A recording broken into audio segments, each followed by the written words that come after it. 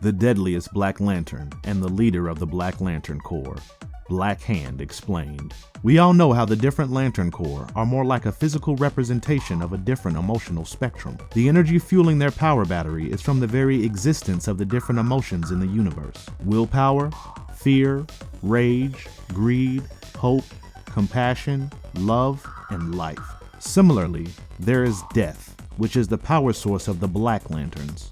Nekron, the physical manifestation of death, is the actual genius behind the Black Lanterns and cannot be killed as he is the embodiment of death. There are three entities responsible for the origin of the Black Lanterns: Nekron, Scar the Guardian of Death, and William Hand.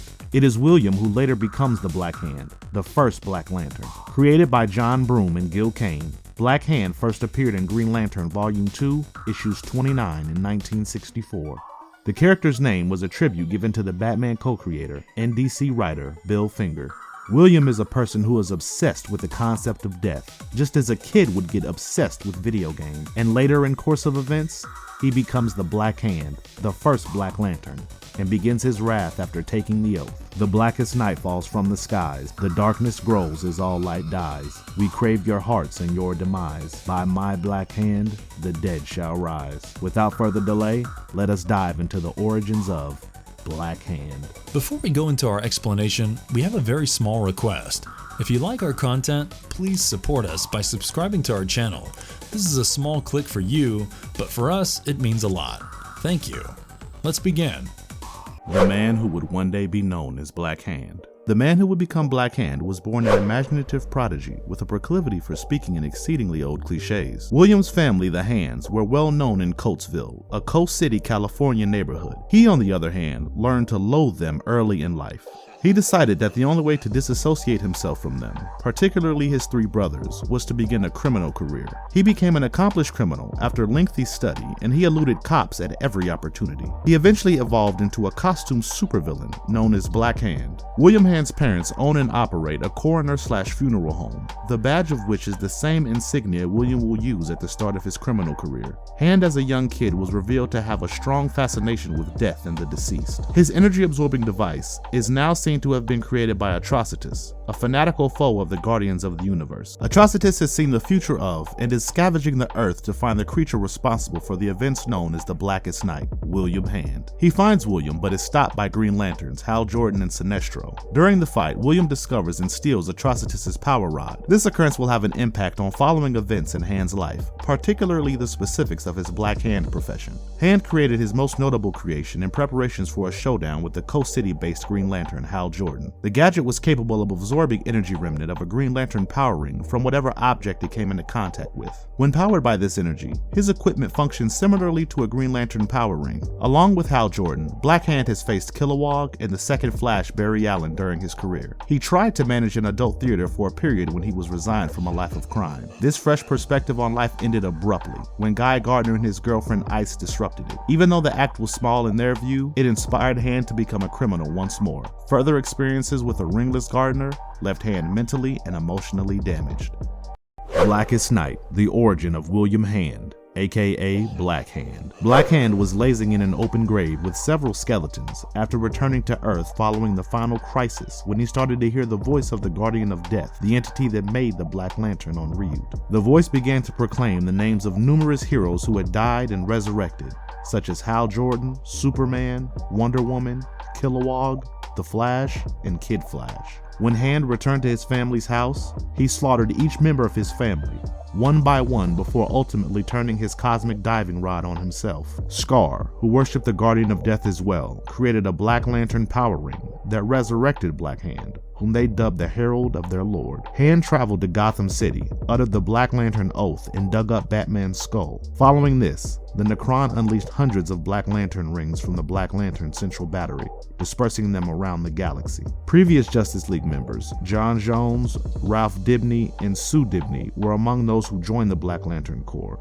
John was dispatched to track down Hal Jordan and Barry Allen, while the demise were dispatched to track down Hawkgirl and Hawkman, who had been trapped in a cycle of death and rebirth for over 3,000 years. The demise assassinated the Hawks, and Black Hand dispatched rings from Batman's skull to join the Black Lantern Corps. Black Hand was last spotted at Boston Brand's grave. A group of magical users had gathered to investigate the vanishing of Brand's body. Black Hand reappeared, still clutching Bruce Wayne's head. Crispus Allen, the Spectre's host, was hired into the Corps. The Black Lantern was now able to rely on the energies of the Spirit of Vengeance, thanks to the Black Ring trapping the Spectre in Allen's body. Black Hand traveled to Coast City, where the power requirements in the Black Rings were reaching 100%, still holding Bruce Wayne's skull. He stated that the Guardians had a terrible secret that they had kept hidden from the rest of the cosmos. He went to his family's old company and stood in front of the entrance. Shortly later, the Black Lantern's power level reached 100%, and Scar carried the Black Lantern power battery from Ryut to Earth. Flash arrived at the Hand's former house to retrieve William, when in a massive explosion, the Black Lantern's central power battery, Scar, and the prisoner Guardians appeared precisely in front of Black Hand, demolishing his old home.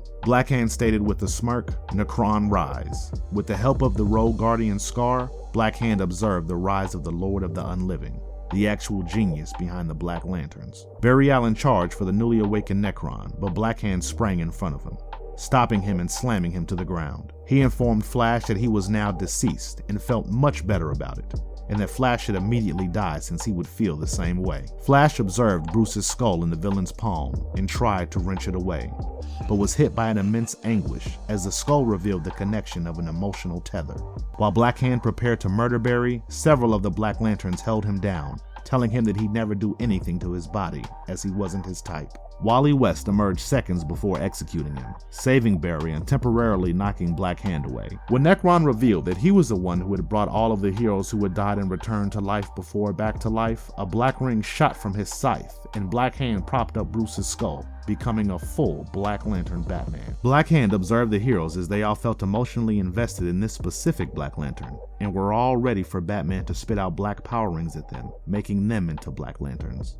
The creature of life was then unleashed by Black Hand's leader, Nekron. Black Hand used his innards, which were made up of all of the hues of the emotional spectrum, to rip open one of the Guardians of the Universe. He summoned the Trespasser, the pure manifestation of life using the organs. Following the capture of the entity, Black Hand led his Black Lantern warriors in a battle against the whole Colored Corps. When Deadman arrived at the battle, he told Hal Jordan that Hand was the tie that kept Nekron linked to the realm of the living, and that he needed to be fixed if they were to destroy Nekron.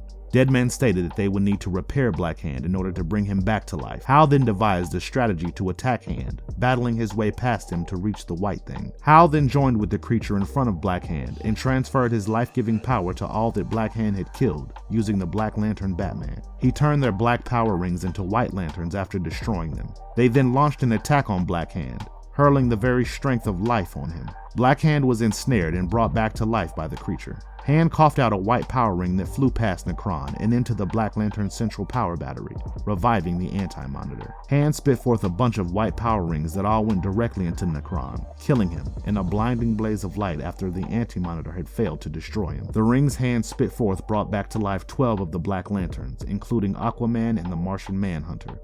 The Indigo tribe then magically took Hand and enrolled him into their ranks. He seemed bewildered with a black countenance that just said, "Knock." What makes Black Hand so dangerous? He now has the ability to replicate his hand thanks to the activities of extraterrestrials who exposed him to testing. The experiments gave Black Hand the capacity to absorb the life force of the living in order to generate a new hand. The quantity of life force he uses is proportional to the duration he can operate the limb.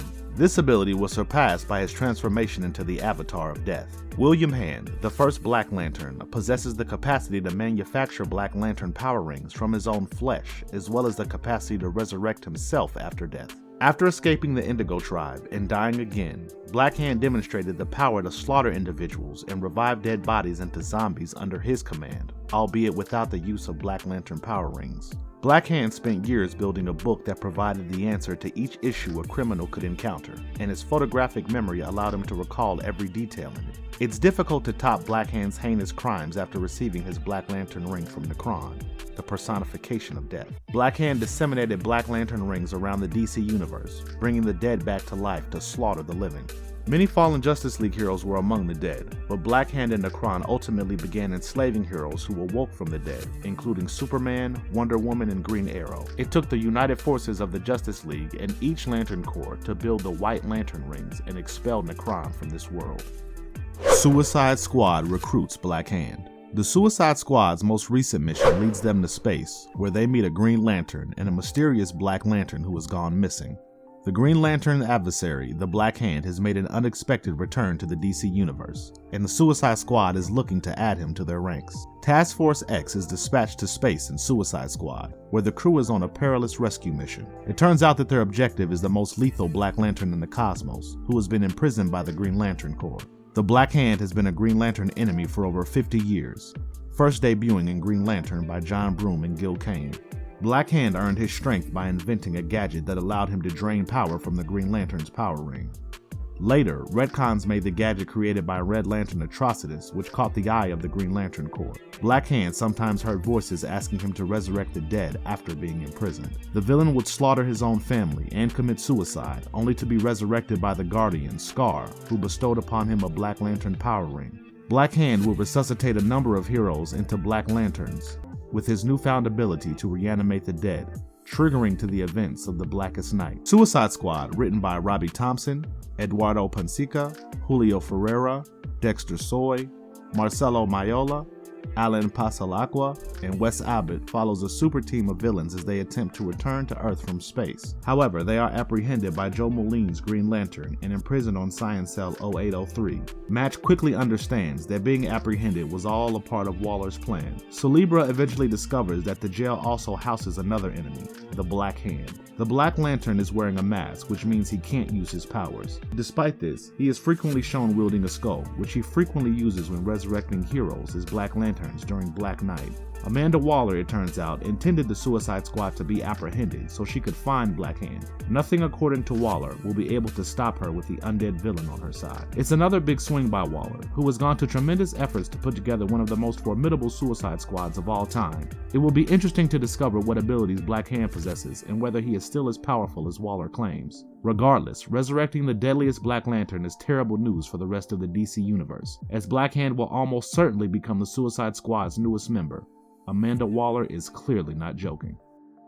We may see Black Hand in the DCEU. Matt Reeves approached WB with a proposal for an adaptation in the late 2030s. The legendary Blackest Night miniseries penned by Geoff Johns. He met with Johns and they discussed several adaptation possibilities and what needed to be changed to make it work in the DCEU. For the most part, Johns was unimpressed in the remake and preferred to work on the projects outside of the DCEU, although he gave Reeves his okay. He visited with higher-ups, who were also uninterested in it, since it would have required the actors from the Justice League films, and they wanted to focus on minor characters for the post-Justice League 5 slate. Reeves went on to say that they could easily turn this into an Elseworld narrative, and that it would be part of a distinct continuity with other actors. They were now more interested in the concept, and it was finally greenlit for a 2042 delivery date.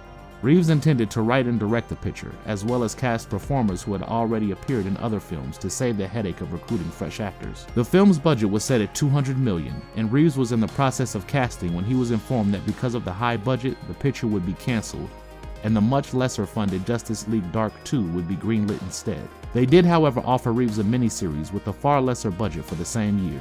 While Reeves thoroughly considered the idea, he finally declined because Blackest Night required a large epic-scale feature, and he didn't believe it could work as a miniseries. As a result, he abandoned the idea.